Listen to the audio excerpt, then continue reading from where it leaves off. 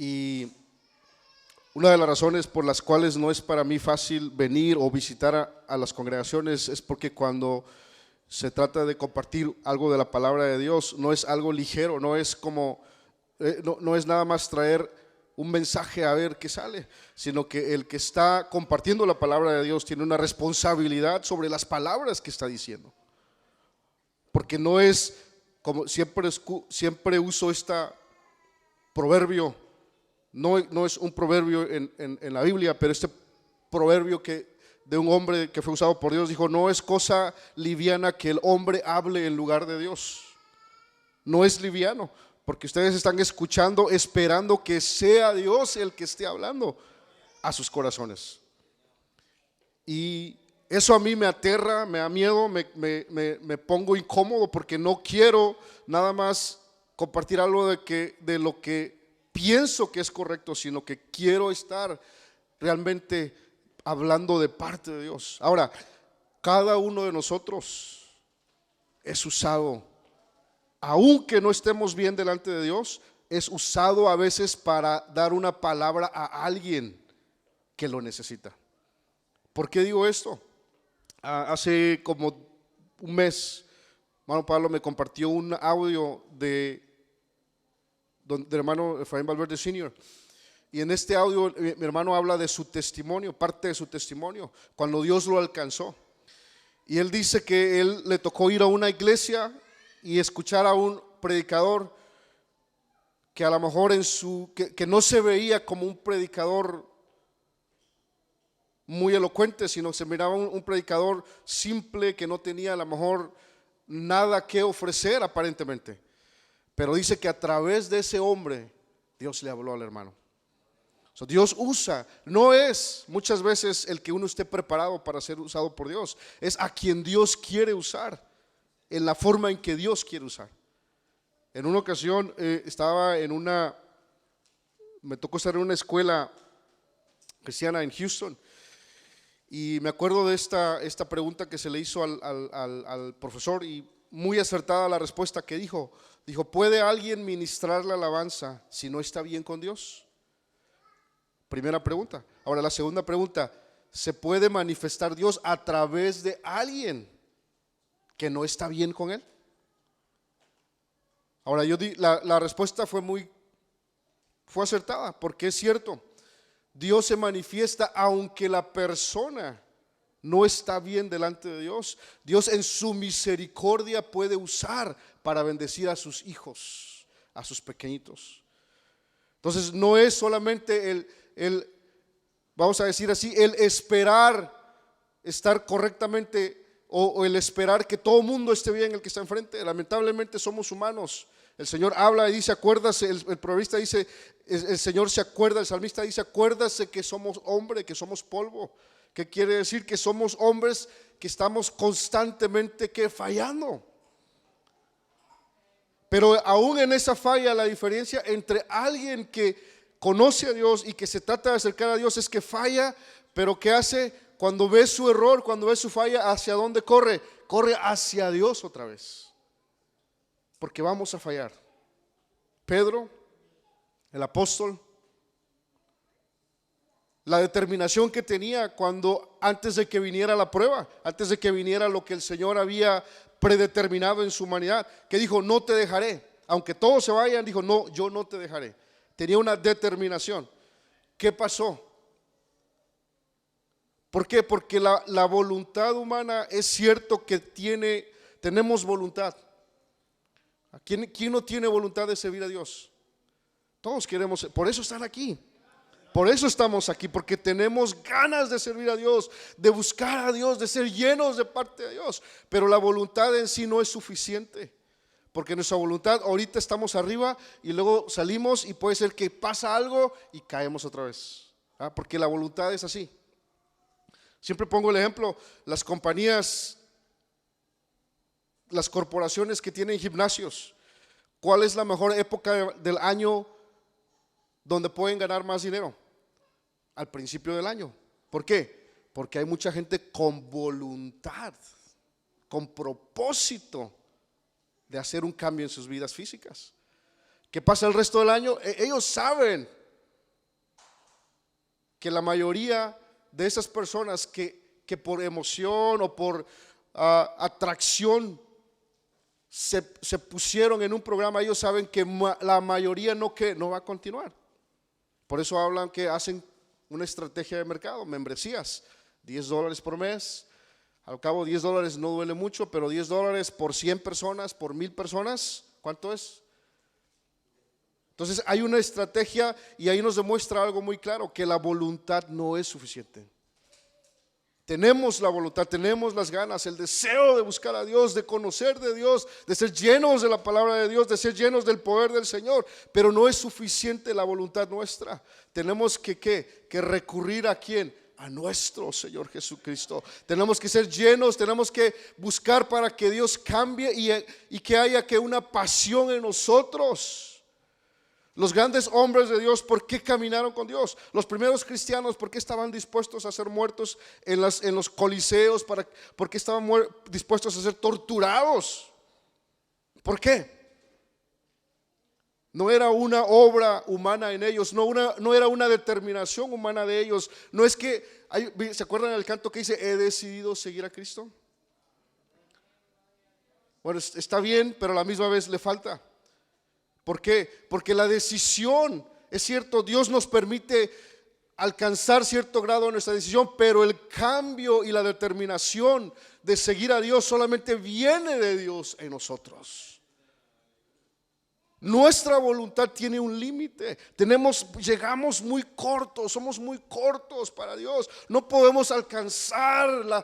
Por eso, cuando aquel rey, el Señor le dice, pesado ha sido en balanza y ha sido hallado falto. ¿Por qué? Porque si nos pesamos delante de Dios y Él nos llega a pesar, nuestro deseo nomás queda ahí como en deseo, en hubiera.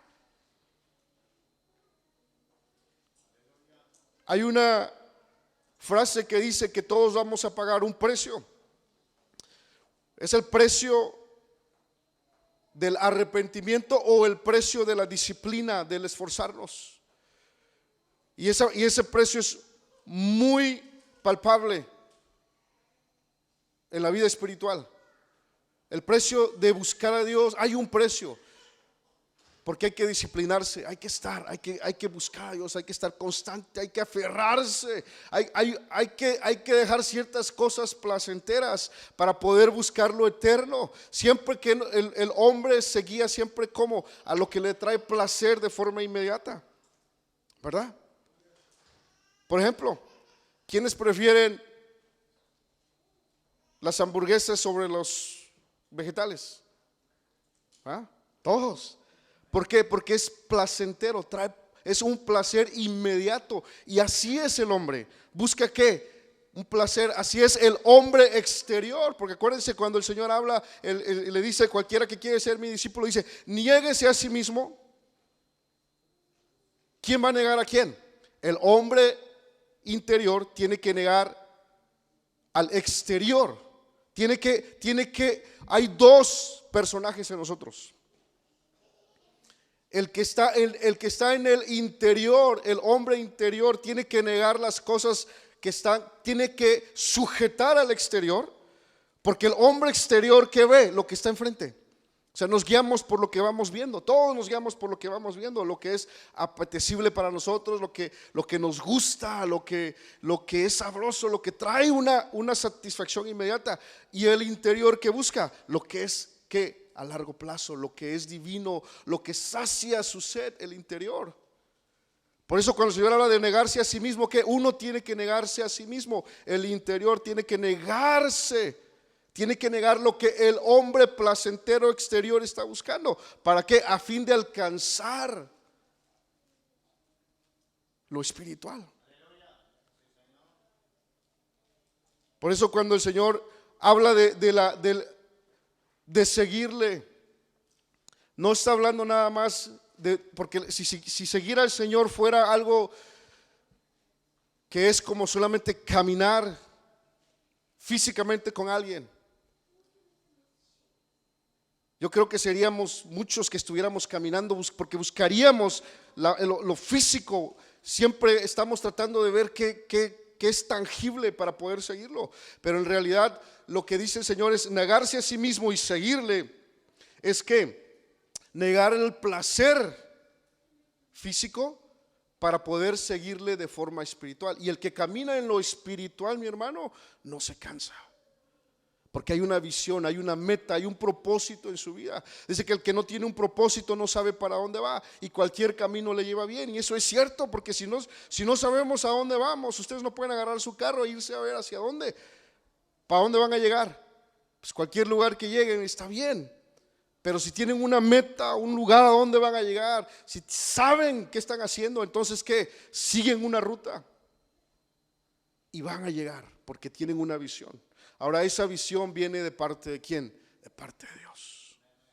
Tenemos que, para poder buscar a Dios, necesitamos de Dios. Para poder amar a Dios, necesitamos de Dios. Venía reflexionando lo que decía mi hermano, ¿verdad? Decía, ahorita les dijo muchas cosas, que cuando uno está receptivo a la voz de Dios, uno empieza a decir, sí es cierto. Sí es cierto, y decía el hermano, no solamente buscar a Dios en los días que son escogidos como este día, sino que todos los días.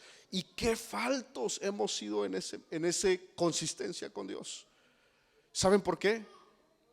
Porque no hemos conocido a Dios.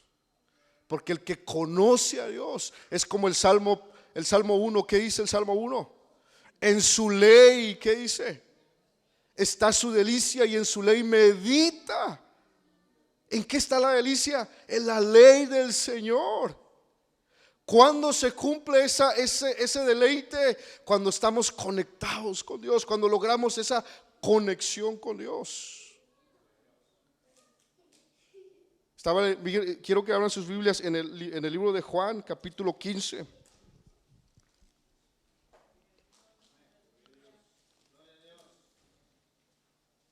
Y el Señor aquí habla y empieza a hacer, por medio de una parábola, empieza a dar un mensaje a los apóstoles. Y les dice algo muy cierto, dice Juan capítulo 15, dice, yo soy la vid verdadera y mi Padre es el labrador. Todo pámpano que en mí no lleva fruto, le quitaré, y todo aquel que lleva fruto, le limpiaré para que lleve más fruto. ¿Qué dice? Dice, yo soy la vid verdadera. Está empezando, lo que el Señor empieza a hacer es primero hacer un fundamento. Okay, existen otras vides o otros que parecen vides, pero que son falsas. Existen otros pastores, pero que, dijo el Señor, yo soy el buen pastor. Existen otros maestros, pero Él es el maestro de maestros. Entonces lo primero que el Señor hace con los apóstoles, aquí les dice, yo soy el verdadero, lo que es verdad, lo verdadero. Si han escuchado de algo más, es falso. Yo soy la vid verdadera. Ahora, ¿a qué nos va a llevar el capítulo? Dice, la vid verdadera tiene un propósito y la vid verdadera tiene una función y la vid tiene una forma de desarrollarse. Y luego dice, todo pámpano que en mí no lleva fruto, le quitaré, y todo aquel que lleva fruto le limpiaré para que lleve más fruto. Y luego dice, ya vosotros sois limpios por la palabra que os he hablado. Y luego vuelve el 4 que dice, estar en mí. ¿Y qué dice? ¿Y cuál es la promesa de Dios? Y yo en vosotros, como el pámpano no puede llevar fruto de sí mismo si no estuviera en la vid, así ni vosotros si no estuvierais en mí. Yo soy la vid, y luego dice, ¿ustedes qué son? Las ramas, los pámpanos. ¿Qué pasa cuando una rama es quebrada? ¿Qué pasa si ustedes van y quiebran la rama de un árbol, de una vid, de una higuera, de un árbol que da frutas? La cortan, la separan del tronco. ¿Qué pasa con aquella rama? Se muere, se seca. ¿Ustedes creen que una rama fuera del tronco, fuera de lo que trae la savia, de lo que trae el alimento, subsistirá? ¿Podrá llevar fruto aquella rama?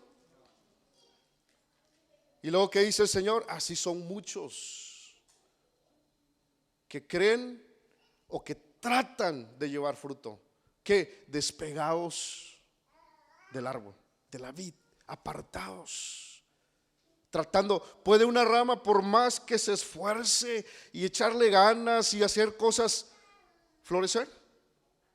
Nunca va a poder florecer. Nunca va a poder llevar fruto porque no está conectado a lo que es, al tronco, a la savia, a lo que le va a producir vida. Entonces el Señor dijo: ahora, si ustedes, dijo el Señor, si esa rama está en mí, está conectada y se arraiga y no se suelta, ¿qué dijo el Señor? Llevaréis fruto. No dijo el Señor, quizá vas a llevar fruto. No dijo el Señor, tal vez. No. Si estás en mí, la promesa del Señor Jesucristo es que llevaréis fruto. O sea, no hay una opción, no hay forma de negar que alguien no está conectado con Dios. ¿Por qué? Porque el fruto es el que da testimonio de aquel que está conectado al olivo, a la rama, a la higuera, a la vid verdadera. Pero ¿qué es nuestra parte? ¿Qué es lo que el Señor está diciendo? Dijo: permanezcan en mí, permanezcan en mí, estén en mí, busquen a mí, no se vayan, no se aparten. ¿En quién? En mí, dijo el Señor. ¿Y qué dijo el Señor? Y yo os prometo que fructificaréis. Ahora, ¿la rama se esfuerza en dar fruto?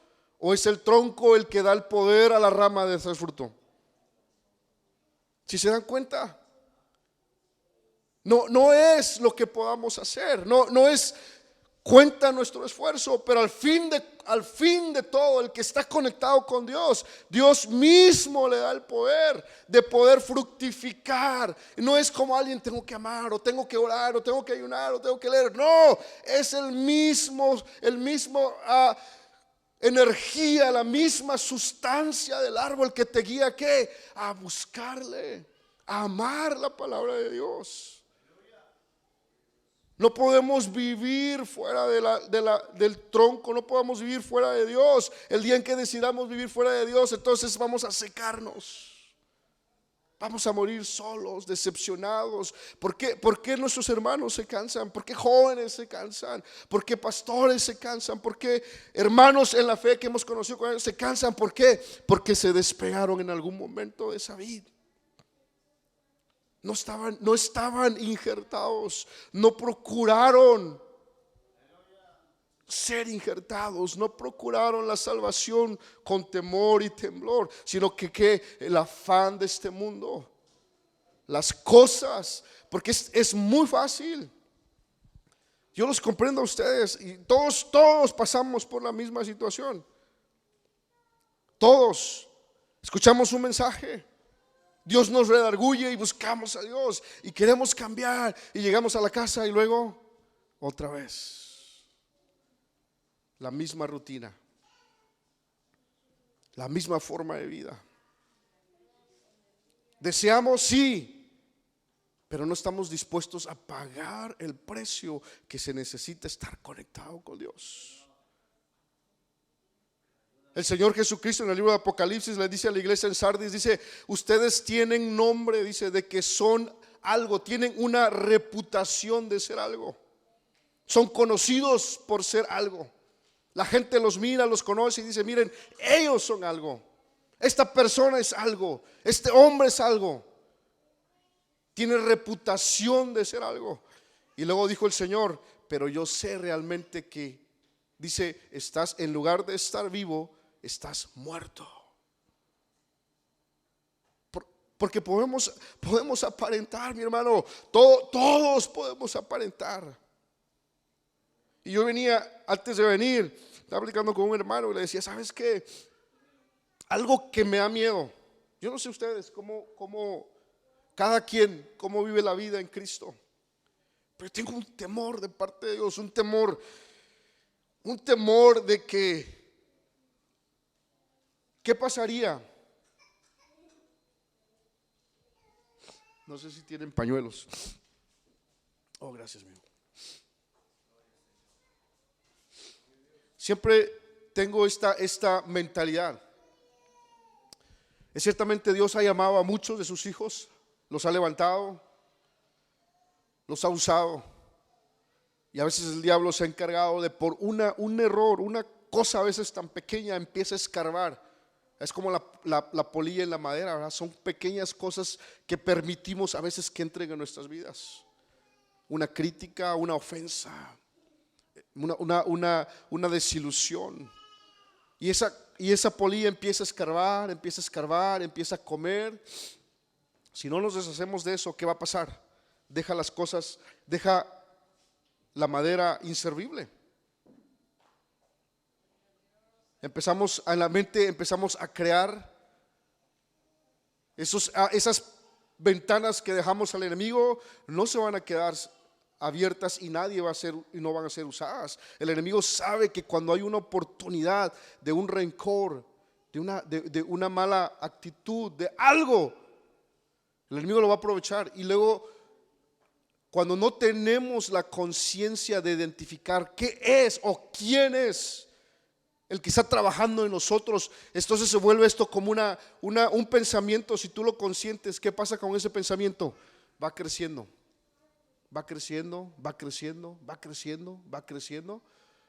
¿Han visto por lo menos yo creo que los han visto en video, las avalanchas o los derrumbes de nieve que hay y que se llevan a veces pueblos enteros? Que va creciendo cuando consientes un pensamiento que te ofende y no lo apartas inmediatamente, no lo rechazas, no luchas y lo deshaces, entonces aquello al fin de cuentas es lo mismo que te va a matar, que te va a hacer pecar, que te vas a caer, porque a veces el pensamiento crece tan grande que se convierte en raíces de amargura, raíces de decepción, raíces que ya no puedes tú físicamente, sino que necesitas una intervención de parte de Dios. Pero ¿cómo llegas a ese punto? Con pequeñas cosas. Dejas entrar en tu vida pequeñas situaciones, y eso ¿qué va haciendo? Hasta que te aleja de Dios. Por eso el Señor, cuando le dice, habla a las iglesias y les hace un reclamo. Acuérdense el libro de Apocalipsis, cuando el Señor habla a las iglesias, no solamente habla a una iglesia en particular, no es que es un mensaje a cierta iglesia, es por las edades han existido que aquellas cosas que Dios reclama a cada una de estas iglesias. Fíjense, vamos a ir a Apocalipsis capítulo 3.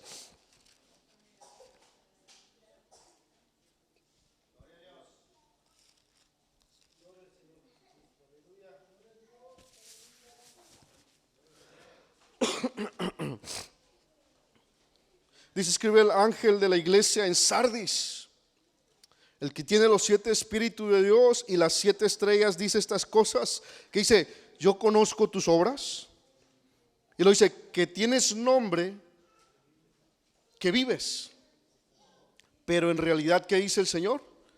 Estás muerto. Tienes un nombre, que vives. Tienes una apariencia, estás en el lugar de aquellos que aparentan que son algo, pero que dice el Señor, en realidad que estás muerto. Yo les decía ahorita, ¿qué pasaría si en uno de nuestros servicios o en algún lugar que tú vas, en tu casa, mi hermano, se llegue a manifestar aquellos espíritus en tu familia o en algún lugar? ¿Hay autoridad de nuestra parte para pelear con esos espíritus? ¿Hay autoridad de parte de Dios? ¿Está nuestra vida en regla de parte de Dios para poder pelear con aquellas manifestaciones? ¿O qué haríamos? ¿Nos esconderíamos? ¿Nos iríamos? ¿Evadiríamos? ¿Por qué? Porque en ese momento viene a tu mente todo aquello que sabemos que Dios detesta, como dice en el Proverbios capítulo 6 o 7, dijo, estas 7 cosas aborrece el Señor, 6 cosas aborrece el Señor y aún 7 abominan su alma.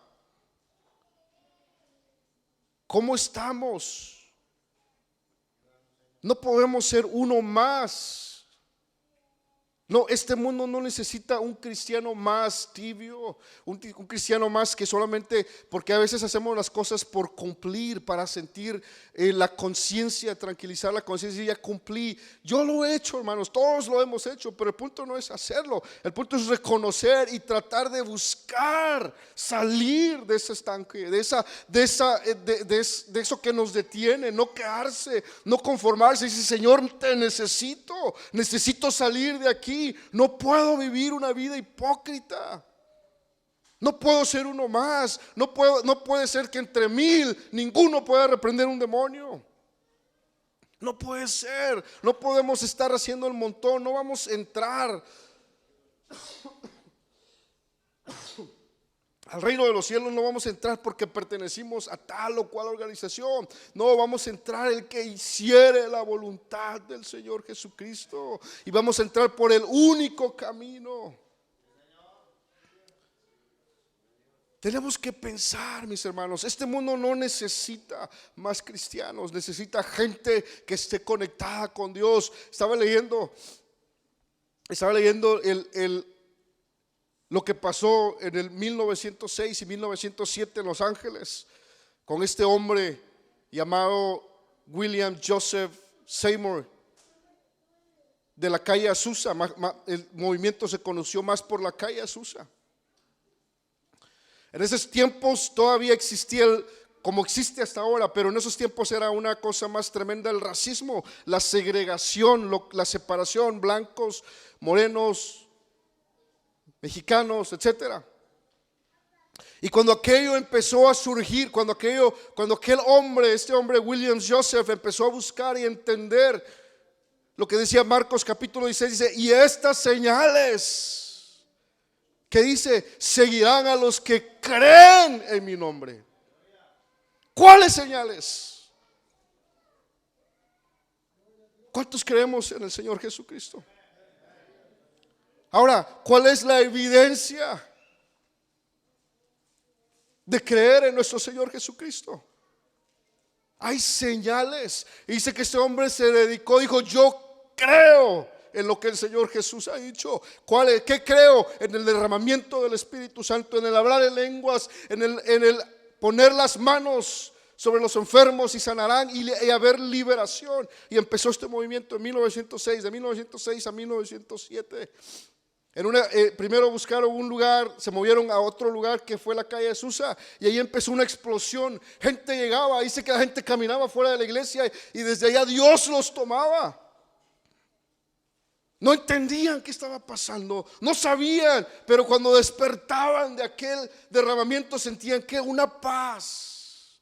Y ya no existía un moreno, ya no existía un blanco, ya no existían las barreras de color, no existían las barreras denominacionales, solamente existía la unión por medio del amor de nuestro Señor Jesucristo.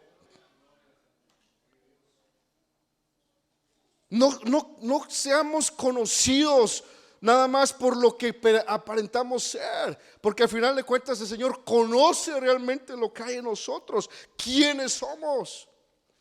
Que seamos conocidos por ser llenos del poder del Espíritu de Dios. Yo creo que todos estamos en este mismo camino y todos queremos lo mismo, pero necesitamos dijo el Señor, necesitamos estar en Dios, necesitamos estar conectados con Dios. Y todas estas cosas que nos van a surgir por voluntad propia, no, surgen porque estamos conectados con Dios. Los milagros y las sanidades no van a convertir a nadie, pero es una señal de parte de Dios. ¿Cuántos leprosos, cuántos ciegos, cuántos paralíticos el Señor sanó? ¿Y cuántos estaban en la cruz con Él? ¿Cuántos buscaron? Claro que era una profecía, pero no es el milagro lo que salva a la gente. Es que Dios cambie su vida, que Dios entre a su vida. Lo que nos mantiene conectados a Dios no es lo que Él nos pueda dar. Porque miren, nuestras oraciones muchas veces no son de conocer a Dios, no son de querer entender quién es Dios. Nuestras oraciones siempre son de: Señor, dame, como el pueblo el pueblo de Israel en el desierto. Oh, tenemos sed, danos de beber, tenemos hambre, danos de comer, necesitamos esto, necesitamos al otro. Pero ¿qué hay de la relación? ¿Qué hay del amor? ¿Qué hay de esa comunión con Dios? Es cierto que todo eso lo necesitamos, pero qué triste sería, qué triste es que nuestros hijos, y yo hablo de los míos, que lleguen a una edad en donde solo me busquen por lo que yo pueda darles, y si no tengo nada, me dejan de buscar porque no recibieron lo que querían. Qué triste es esa situación. Pues esa relación a veces existe entre nosotros y Dios. Solamente queremos que Él nos dé y no estamos dispuestos a realmente conocerle, a amarle, a buscarle, a entenderle, a tener una relación con Él. Lo que más anhela un padre, un esposo, es que el amor de su familia, de sus hijos, de su esposa. La Biblia habla y dice: nosotros somos la esposa, mujer del Cordero. ¿Qué relación quiere el Señor de nosotros? Es una relación íntima, hablando, amando a Dios. No importa lo que venga, no importa si me das o no me das. Te amo porque tú eres mi Dios. Te amo porque tú eres el que suples mi necesidad, no mi necesidad física, eres quien llenas el vacío. ¿Saben por qué la gente anda de fiesta en fiesta, películas tras película y parques de diversiones? ¿Por qué? Porque están buscando a llenar un vacío. ¿Por qué buscamos entretenimiento? ¿Por qué buscamos ir? Porque a veces hay un vacío en nosotros que no puede ser llenado, porque se acaba la fiesta y sigues igual, vacío.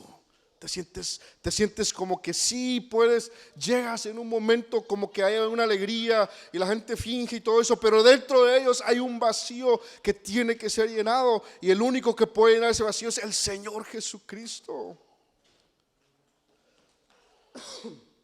Hay un libro que habla, dice: torturado por amor a Cristo. Y hay un extracto del cual sacó nuestro hermano Sinio y lo escribió en el libro de 666, adoradores de la imagen de Dios o adoradores de la imagen de la bestia. Y todo el libro trata de testimonios de cómo la persecución en lugares comunistas, lo que es Rusia ahorita, que no es una nación entre comunista y democrática. Pero cuando era la Unión Soviética, cuando era comunista, cuando era 100% en contra del cristianismo o de cualquier religión, y estaban conquistando países, ¿y qué hacían con los cristianos? Los encerraban en cárceles, y dice este hombre que 24 horas había una grabación en altavoz diciéndoles que Dios no existe, diciéndoles que si ellos niegan lo que tienen, ellos pueden salir de ese lugar y pueden ir a vivir una vida maravillosa con su familia. 24 horas.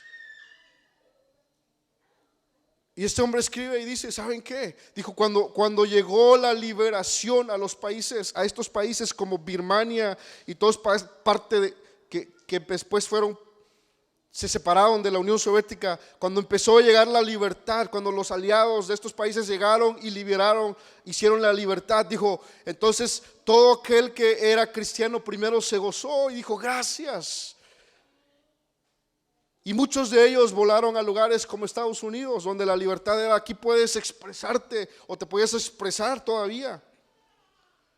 Y dijo este hombre, escribió en sus últimas palabras, dijo: ¿cómo deseo, dijo, volver a esa prisión? Dice: porque mi relación con Dios era tan íntima, una relación, dijo, que nunca voy a volver a experimentar en un país libre como este. Conectado con Dios, en la vida, recibiendo.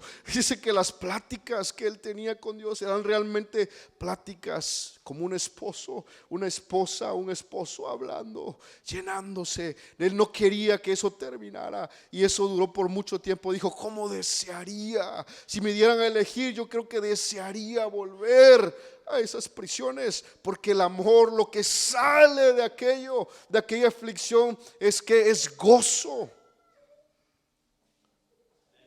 Porque todo lo que desciende, todo lo que viene de parte de Dios trae paz.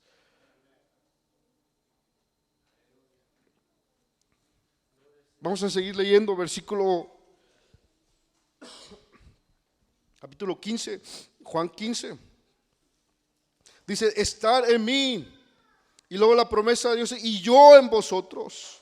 Como el pámpano no puede dar fruto de sí mismo si no estuviera en la vid, así vosotros si no estuviereis en mí. Yo soy la vid, vosotros los pámpanos.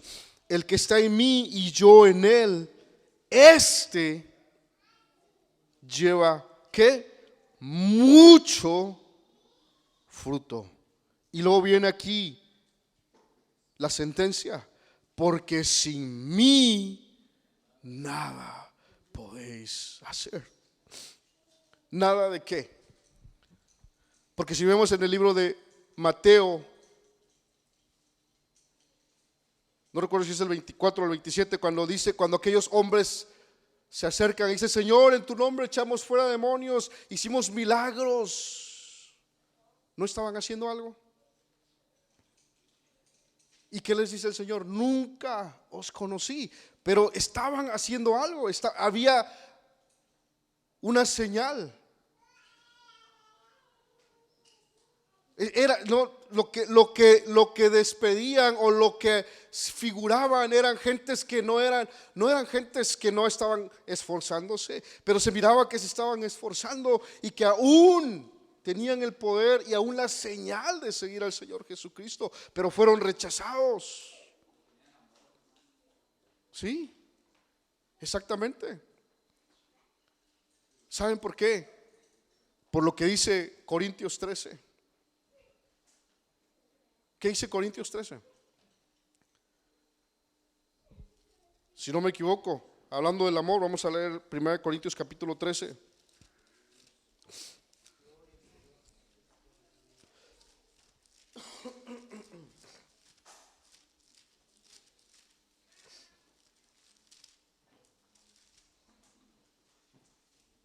Y si yo hablase lenguas humanas y angélicas y no tengo caridad, vengo a ser como metal que resuena y címbalo que retiñe. Y si tuviese profecía y entendiese todos los misterios y toda ciencia, y si tuviese toda la fe de tal manera que traspasase los montes y no tengo caridad, ¿qué hice?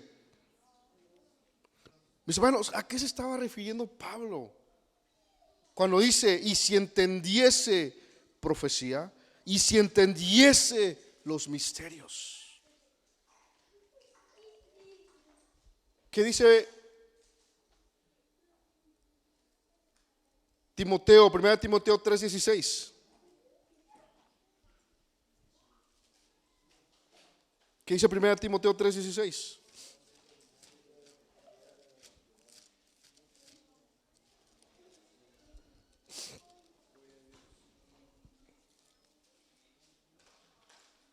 Y sin contradicción, que dice, grande es que el misterio.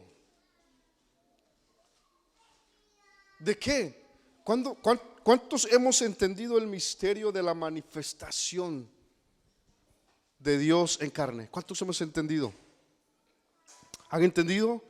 ¿Quién es el que fue manifestado en carne? Dios mismo. Aquí lo está diciendo. Tito 2:13, esperando aquella esperanza bienaventurada y la manifestación gloriosa de nuestro gran Dios y Salvador, nuestro Jesucristo. Colosenses 1:15 que dice, el cual es la imagen visible del Dios invisible, el primogénito de toda creación. Que dice Juan 1, dice, porque el principio era el verbo y el verbo era con Dios. Y dice, y aquel verbo fue hecho carne. No era un misterio. Era un misterio, porque Dios nos ha concedido entenderlo. Aún es un misterio para el pueblo judío hoy en día. Ellos no han entendido la manifestación en carne de Dios. Pero ¿qué dice Pablo en Corintios? Aún si entendiese todos estos misterios, lo pone como en una balanza que no quisiéramos creer. Qué tan grande es el misterio de la manifestación de nuestro Señor Jesucristo en carne. Pero Pablo dice, aún entendiendo lo que Dios hizo por nosotros, dice, pero si no, ¿qué? Tengo amor. ¿De dónde viene el amor? ¿O qué es el amor? ¿O quién es el amor? Y si estamos conectados a Él, ¿qué es lo único que podemos dar? Amor. Tenemos que conectarnos a Él. No es fácil, porque somos personas, somos humanos que nos ofendemos, somos humanos que si cargamos una carga no podemos ir muy lejos. Por eso necesitamos estar en Dios para poder llevar, que dijo el Señor, mi carga es ligera, mi yugo es fácil y ligera mi carga. ¿Cuándo? Cuando estamos conectados a Dios. Pero si lo queremos llevar solos, entonces no vamos a llegar muy lejos. ¿Por qué? Porque el hombre, las fuerzas del hombre se agotan, se cansan, nos fatigamos. No es fácil amar. Cuando el Señor dijo amar a vuestros enemigos, orar por los que os aborrecen, por los que os persiguen, es fácil decirlo. Pero cuando nos toca a nosotros, qué difícil es a veces hacerle una buena cara a alguien que nos ha ofendido. Pero tenemos que luchar, mi hermano. Tenemos que luchar porque hay un testimonio, no ser conocidos. Ian, siéntate aquí enfrente mío.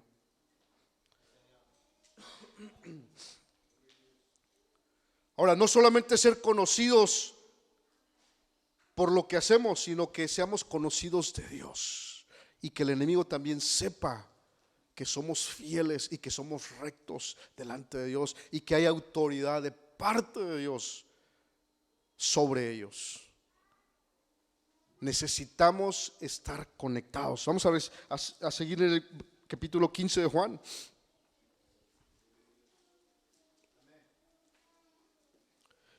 Versículo 6.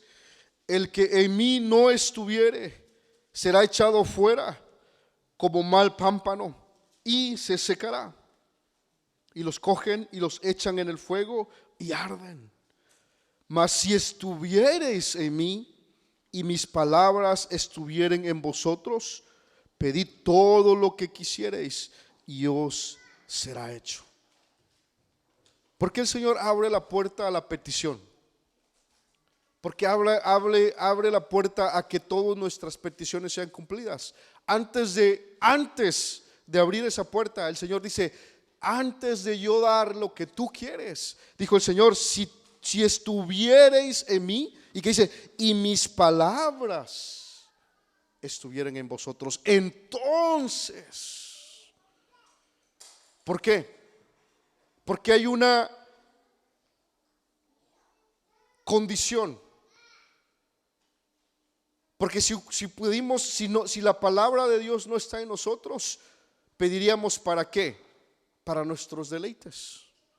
Pediríamos para nosotros, pediríamos para satisfacernos a nosotros mismos. Pero si la palabra de Dios está en nosotros, pediríamos conforme a ¿qué? Conforme al corazón de Dios. ¿Y cuál es el corazón de Dios? Aquí lo vuelve a decir y dice que os améis unos a otros. Dice como yo los he amado.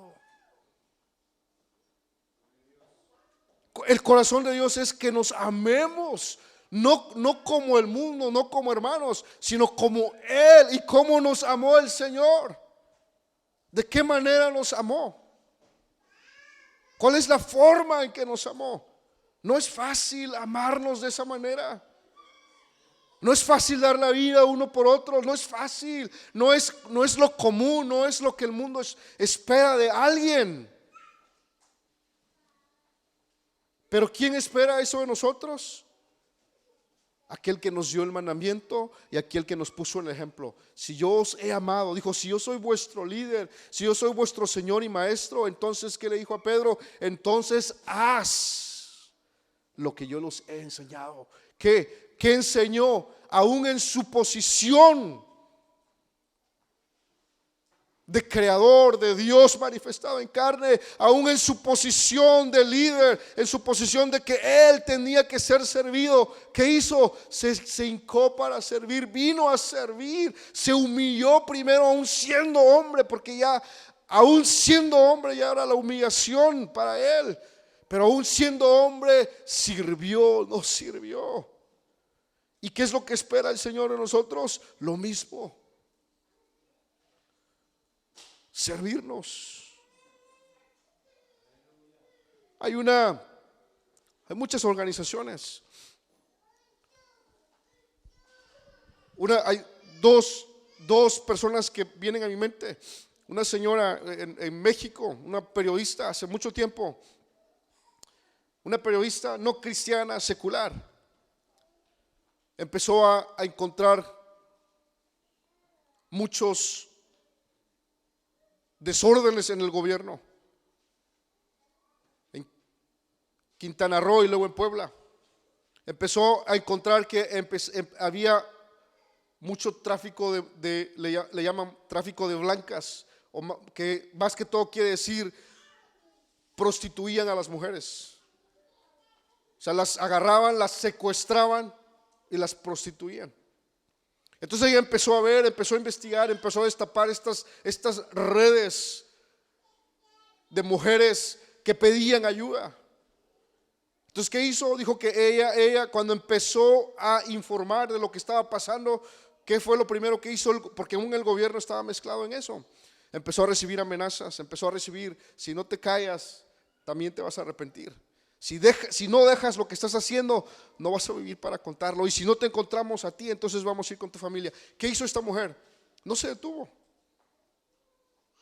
Hizo un centro.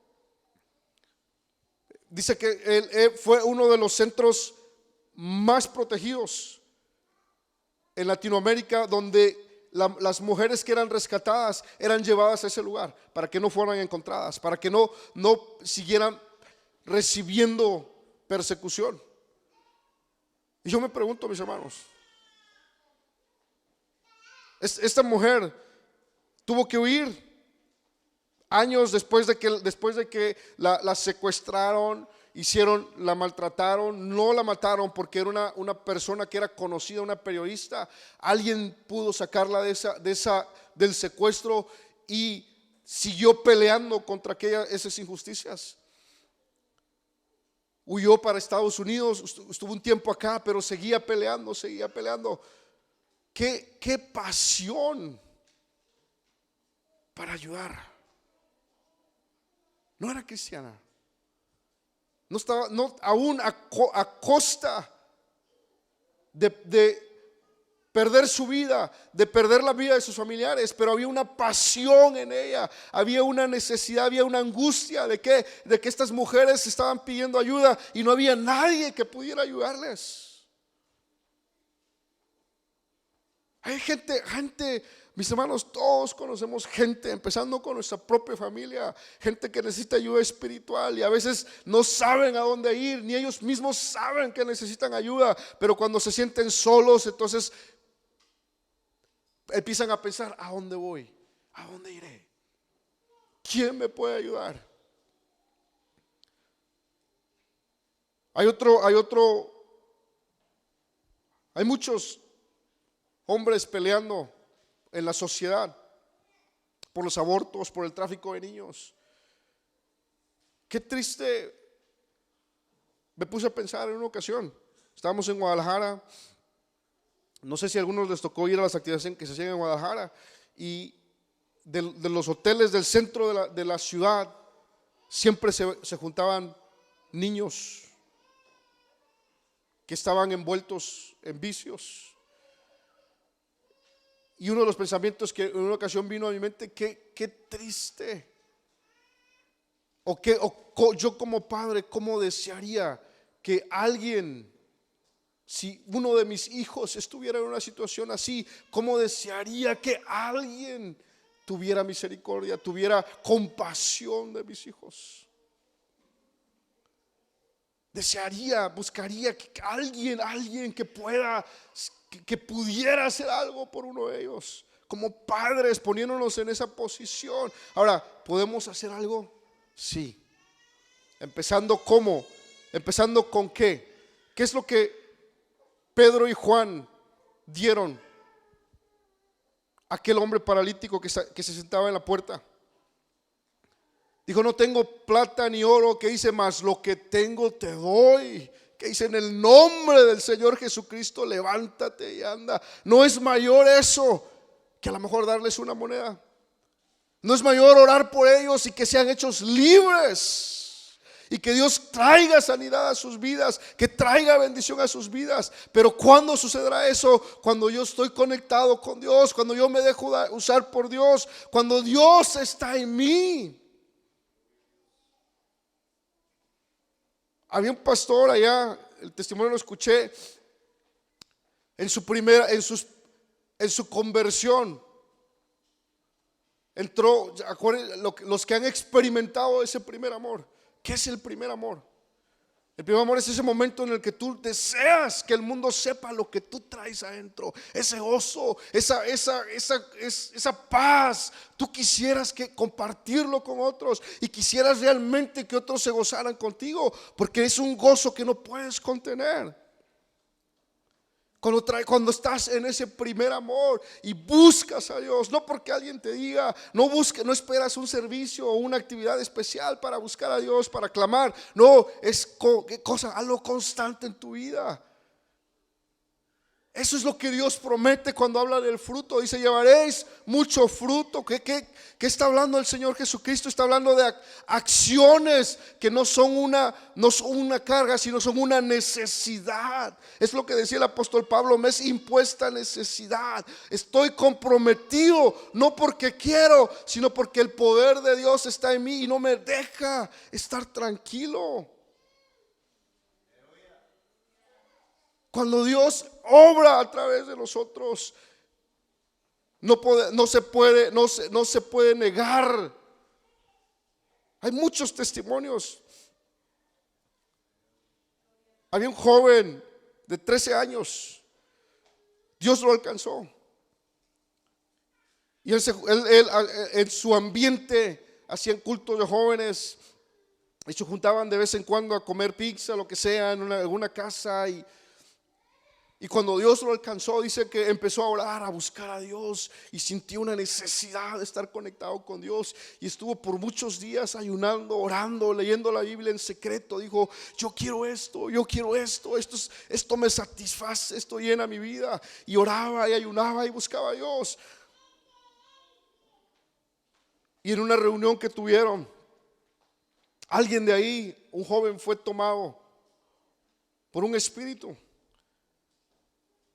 Y todos los jóvenes mayores empezaron a orar por él y no podían. Entonces este joven dice, ¿sabe qué? Sentí de parte de Dios acercarme.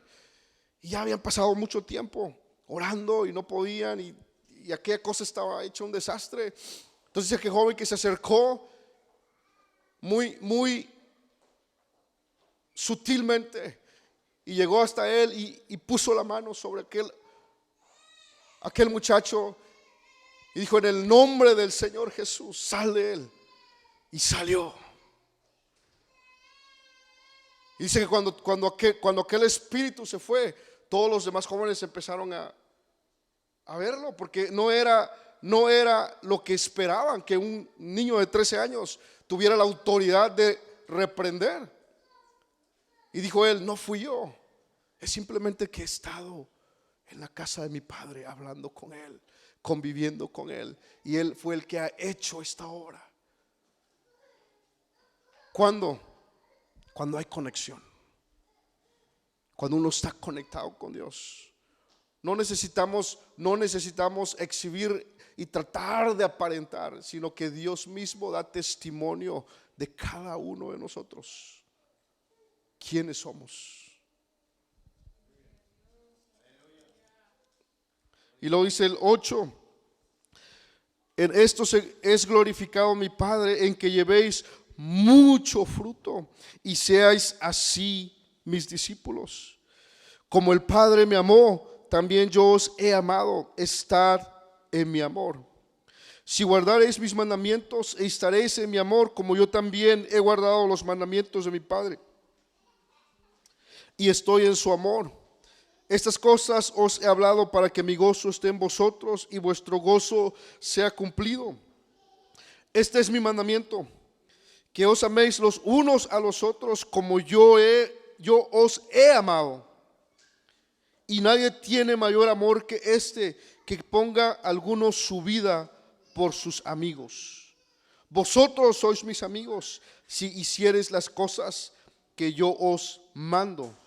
Y luego el 15, que dice: ya no os llamaré siervos, porque el siervo no sabe lo que hace su Señor, mas os llamado amigos, porque todas las cosas que oí de mi Padre os he hecho notorias. No me elegisteis vosotros a mí, mas yo que os elegí a vosotros y os he puesto para que vayáis y llevéis fruto. No me elegisteis a mí, dijo el Señor. Ese es otro de los misterios de la gracia. ¿Cuánta gente está necesitada de la gracia? ¿Cuánta gente está necesitada de Dios? ¿Cuánta gente quisiera conocer a Dios? Pero no es una elección. No es que nosotros elegimos. Por eso les decía hace rato de aquel canto: he decidido seguir a Cristo. No es el 100%. Porque no elegimos nosotros, no escogimos a Dios, Él nos escogió a nosotros. Porque si de nosotros hubiera sido, ¿cuál es nuestra tendencia? ¿Qué dice Génesis? Que la tendencia del hombre es de continuo, ¿qué? ¿Hacia dónde? Hacia el mal. ¿Y qué dice Eclesiastés? Una cosa he visto, que el hombre que simplemente está que pensando y maquinando que perversiones en su corazón, que está que la tendencia natural por la cual somos regidos es de continuo que hacer el mal, a ir en contra de la palabra de Dios. Eso es lo natural. Por eso no podemos elegir lo bueno. No tenemos capacidad de elegir lo bueno. Por eso necesitamos que Él nos elija a nosotros. Yo os elegí a vosotros, dijo el Señor. No es una decisión, el seguir a Cristo no es una decisión humana, no es nada más decido, no. Necesitamos que Él nos haga, nos llame a su trabajo, nos llame a su viña, nos llame a su redil. Eso es lo que necesitamos. ¿Cómo conseguimos aquello? Porque el Señor le dijo a Moisés: porque no es del que quiere ni del que corre. No es que tanto podamos, que tanto hagamos, que tanto ayunemos. Es necesario, pero no nos van a salvar nuestras obras. O sea, en otras palabras, no podemos comprar nuestra justicia delante de Dios. No compramos el perdón por medio del ayuno o la oración o leer la palabra. No estamos comprando nada. Es agradecimiento, es conexión, es estar amando a Dios. La única forma en que recibimos la salvación es algo llamado gracia. Es algo que no merecemos.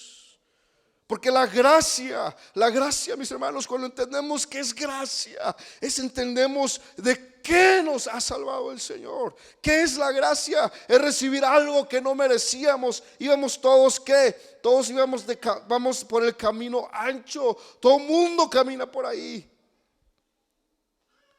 ¿Qué es lo único que nos puede sacar de aquello? La gracia de Dios, la misericordia de Dios. Yo te escogí, dijo el Señor, yo te escogí para que lleves fruto.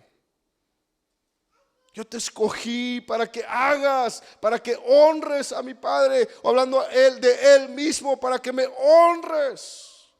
Yo te escogí.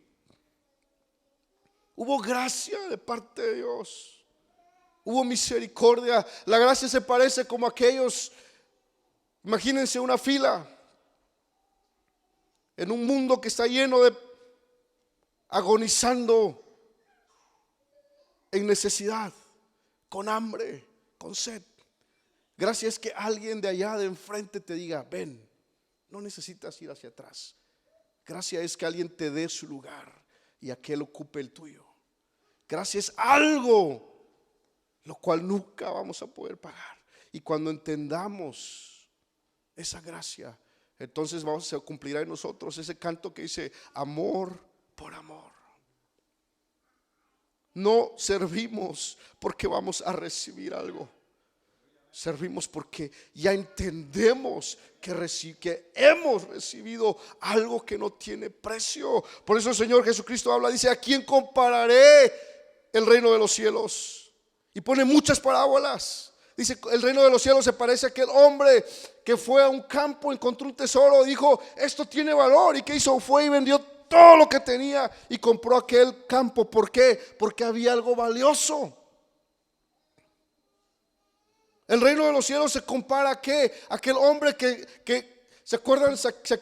Aquel hombre joven que se acerca al Señor y le dice: maestro bueno, ¿qué es necesario que yo haga para entrar al reino de los cielos? Honra a tu padre y a tu madre, guarda los mandamientos. ¿Y qué dijo el joven? Todo esto he hecho desde mi mocedad. Y le dijo el Señor: ¿quieres ser perfecto? Vende todo lo que tienes, dale a los pobres y sígueme. ¿Y qué dijo? Se fue triste. ¿Qué te ha pedido Dios que vendas? ¿Qué te ha pedido Dios que te deshagas de ti? Aquello, porque el Señor dice: donde está tu corazón, donde está tu tesoro, ahí está tu corazón. Este hombre, este joven tenía su corazón en el tesoro. ¿Qué te ha pedido Dios a ti que deshagas para que el corazón no pertenezca a aquello, sino que pertenezca a Dios? Te ha pedido tiempo, te ha pedido tus planes, te ha pedido tus sueños, te ha pedido, mis hermanos, estamos en un país donde quisiéramos, ¿quién no quiere tener su casa, su carro? Pero no pongamos el corazón en eso. Si viene, gracias Señor, que venga y que pueda yo usar eso para honrar a Dios. Pero Dios nos ha pedido más, nos ha pedido dejar eso para poder estar con Él. ¿Cómo vamos a caminar si nuestro corazón está ahí? Y luego el Señor, después de que este joven se fue triste, dijo: es muy difícil para un rico entrar en el reino de los cielos. ¿Por qué? Porque piensa que su riqueza es algo, piensa que va a perder mucho por ganar algo que no sabe, no conoce el valor de lo que está ganando, de lo que está encontrando, no conoce el valor de lo que tiene, de lo que está enfrente de él. Porque el que conoce el valor de lo que está adquiriendo, no le importa nada. Y luego vemos la otra parte. Hay un hombre, Zaqueo, que quiere ver al Señor. Y el Señor le dice: Zaqueo, hoy estaré contigo en tu casa. ¿Y qué hace Zaqueo? Señor, si yo le he defraudado a alguien, si le he hecho algo mal a alguien, le regreso cierto tanto más, y aún lo demás lo reparto a los pobres. ¿Por qué? Porque he encontrado la salvación. ¿Qué quiere decir? Dijo Zaqueo esto: las riquezas no valen nada, he encontrado la salvación. El Señor llegó a mi casa. El valor. ¿Y qué dijo el Señor? Lo que es imposible para el hombre es posible para Dios. Hoy ha llegado, le dijo a Zaqueo, la salvación a tu casa. ¿Por qué? Porque menospreció lo que tenía. ¿Por qué? Porque encontró, supo quién estaba delante de él. ¿Cuántas veces Dios ha pasado delante de nosotros? y realmente no preferimos seguirle. Prefiero a Cristo que oro y placer. Prefiero a Cristo. Cada que escucho ese canto me acuerdo de Adán y Eva, porque Adán, Dios los puso en el huerto. Y la forma en que Dios manejó el libre albedrío para Adán y Eva les puso un árbol del cual ellos tenían que ver todos los días, y todos los días tenían que tomar una decisión de qué hacer. Pero Adán prefería la comunión con Dios. Y yo creo, y es lo que Dios anhela de nosotros. ¿Qué preferimos? ¿Qué vamos a hacer ahora que regresemos a nuestros hogares, a nuestras casas? ¿Qué vamos a hacer? ¿Cuál es nuestra rutina? ¿A quién preferimos? Que el Señor nos ayude, porque si no estamos conectados con Dios, entonces somos ramas muertas, somos ramas secas, que aparentamos a lo mejor que estamos vivos, pero dijo el Señor, pero yo sé, dijo el Señor, yo sé que tu apariencia es falsa, yo sé que necesitas, que eres un ciego, le dijo el Señor a la iglesia, un desnudo, y necesitas salvación. Necesitamos la salvación de Dios.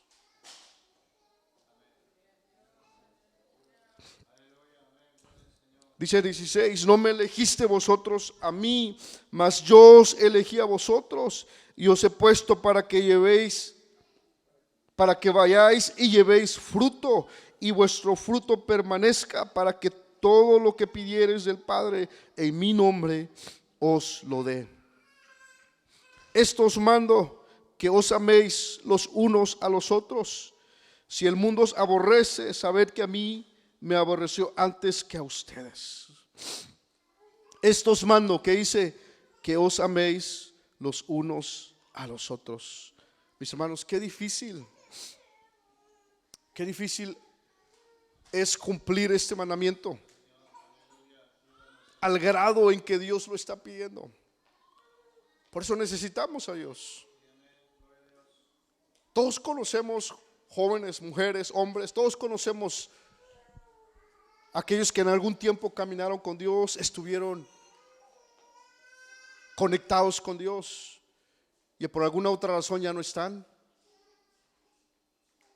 Pero ¿qué nos manda la palabra de Dios a nosotros como conocedores de la verdad? ¿Qué nos manda? ¿Qué nos dice el Señor? ¿Cuál es parte de ese fruto de estar conectado a Dios? Que amarnos. ¿Se acuerdan cuando Saúl fue desechado? El 1 Samuel 16. ¿Qué es lo que le dice el Señor a Samuel? ¿Qué le dice el Señor? Porque Saúl fue desechado, pero Samuel aún tenía un pesar sobre Saúl, y que oraba, rogaba, lloraba por Saúl. ¿Y qué le dijo el Señor? Ya basta.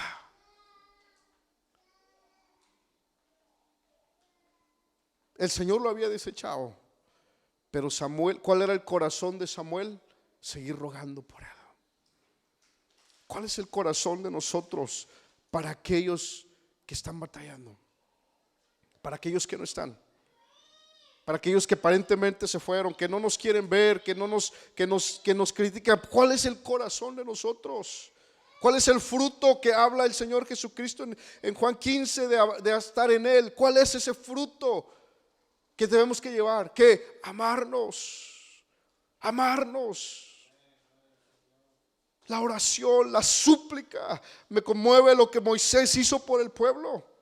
El Señor, harto del pueblo, le dijo: vete con esta gente. Y en una ocasión le dijo: quítate, yo haré de ti una nación, una nueva nación. Y a estos hombres necios. ¿Y qué hizo Moisés? Señor, si ellos los quieres matar, también a mí ráeme del libro de la vida. ¿Por qué? ¿Qué corazón había en este líder? Ponerse entre medio de Dios y el pueblo. Samuel ponerse entre medio de Dios y el pueblo. Por eso hay una escritura, no la recuerdo ahorita, pero el Señor dice en una ocasión que el Señor trajo furor sobre el pueblo, dijo: ni aunque Moisés y Samuel se interpusieran delante de mí, dijo, yo no cesaría de hacer lo que tengo para este pueblo. Pero lo dijo, si Moisés y Samuel, porque en su tiempo que intercedieron y cambiaron el corazón de Dios, tornaron el corazón de Dios por amor a qué, a sus hermanos, por amor a su prójimo. Ese es el fruto que viene de la vid verdadera. Ese es el fruto, el que llevaremos mucho fruto. No poco amor, no poca compasión, sino mucho amor, mucha compasión, rogando unos por otros, buscándonos. Pónganse de pie, mis hermanos, en esta tarde.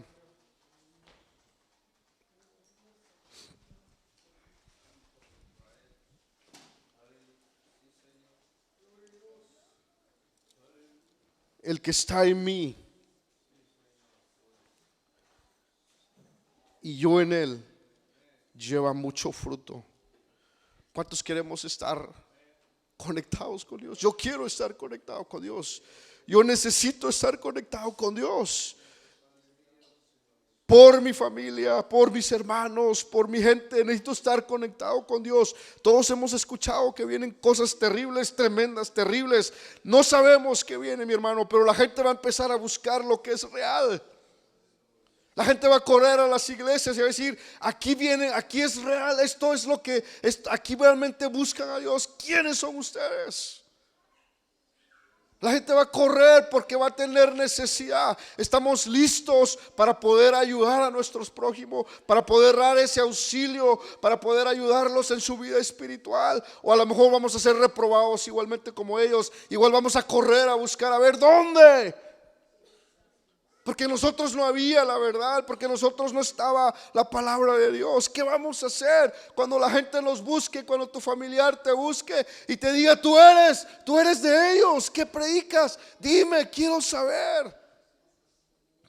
Y que se den cuenta que no estábamos conectados con la vida. Qué tristeza que no podamos ayudarles. Padre mío, te damos gracias en esta tarde, Señor. Gracias. Gracias primeramente por la oportunidad de la vida, Señor, que nos das. Gracias porque sin merecer, Dios mío, sin merecer el aliento de vida cada mañana, tú me lo has dado. Gracias por mi familia. Gracias, Señor. Gracias. Gracias por todas las bendiciones, Señor, que has derramado en mí, Dios mío.